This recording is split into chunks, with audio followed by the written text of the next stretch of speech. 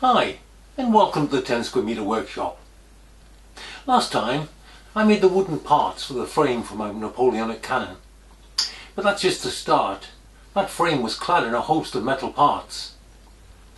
I'm going to continue using steel strip for this and bluing it to give a more natural look. There's a lot of parts to make, so let's get started.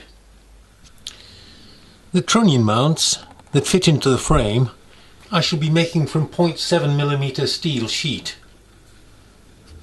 The steel has to be bent pretty accurately to match the trunnion, so I've made a jig for this, consisting of 3 parts. The steel strip, cut 8mm thick, is first bent into a right angle using a vise and brass mallet. It's then held in the first piece of the jig. This is machined to be exactly 5mm from one side to where it grips. A steel pin is then gripped adjacent to it. This is 9.9mm, slightly smaller than the 10mm trunnion, to allow for a bit of spring in the steel.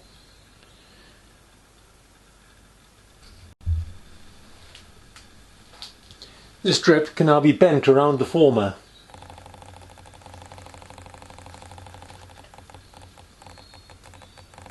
Slightly past centre, like so. The third part, also 5mm thick, is then clamped firmly against the assembly and the strip bent back against it.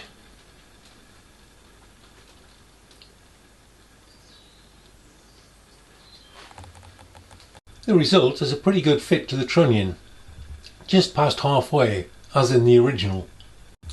With a bit of sanding, the metalwork is then fitted to the frame. Outside radiuses can be done by clamping the metal to the frame and then simply bending it round the form.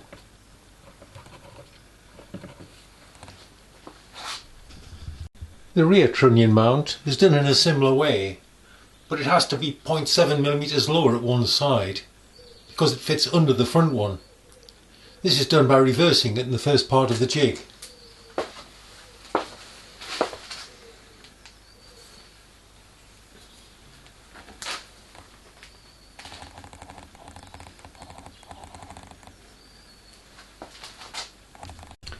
This gives an impression how the two go together.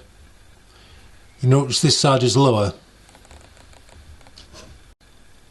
And then it's the normal process of removing material until everything fits. The parts that fit through the frame to hold on the barrel parts consist of a head with some machining required and a long thin shaft. You can turn them as one piece like that, but there's a lot of work and it doesn't give you a very good finish. Joe Pye, the American machinist, actually made them in 2 parts and threaded the 2 together. I'm going to use a slightly different method. With a small peg on the thicker bar and a hole in the end of the thin bar, the 2 will fit together and can then be brazed. Parts this small braze very quickly. Held upright in the vise, about 30 seconds is all it takes. Saves an awful lot of turning. With the resultant joint cleaned up on the lathe, it's back in the mill in the collet for machining the top. Once again, machining all 4 sides gives the shape ready for fitting. With those parts made, I can continue to clad the side frames. But first I want to drill through for all the mounting bolts to establish them in a true position. There are 5 of these, and one goes through at a distinct angle. Cladding the frame involves cutting the 0.5mm sheets steel into thin strips with as much accuracy as possible using a nibbler, and then filing the edges flat and smooth. With a bit of practice, this produces quite a good result. This strip is soft enough to be hand formed round the curve. I'm starting with the back because that's the end point. Tests showed I could apply the bluing to the metal while still in contact with the wood with no adverse effect to the wood. This meant I could attach it in the raw and do the bluing afterwards, allowing filing if there was any overhang. And so, after drilling and lightly countersinking 21 rivet holes, I'm ready to attach the first piece. Starting at the end and working round, the strip is slowly attached. And that part is now fitted. Time for the securing strap. With the back piece fitted, the second strip can be mounted. This has a rebate where the ammunition box goes. The second strip goes on in the same way.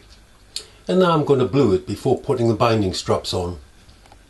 These straps fit right round the frame, so will have to be made in situ. They can't be fitted afterwards.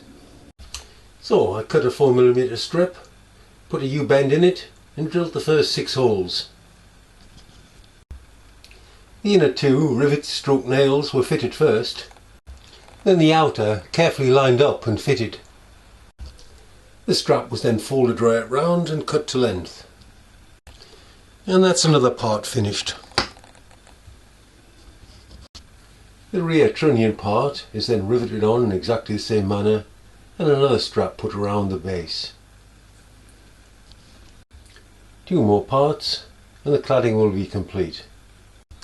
The piece at the front is the last, and the only difference is there's an overlap with the top trunnion strap. In this case I bolted the parts together before riveting to ensure a tight fit.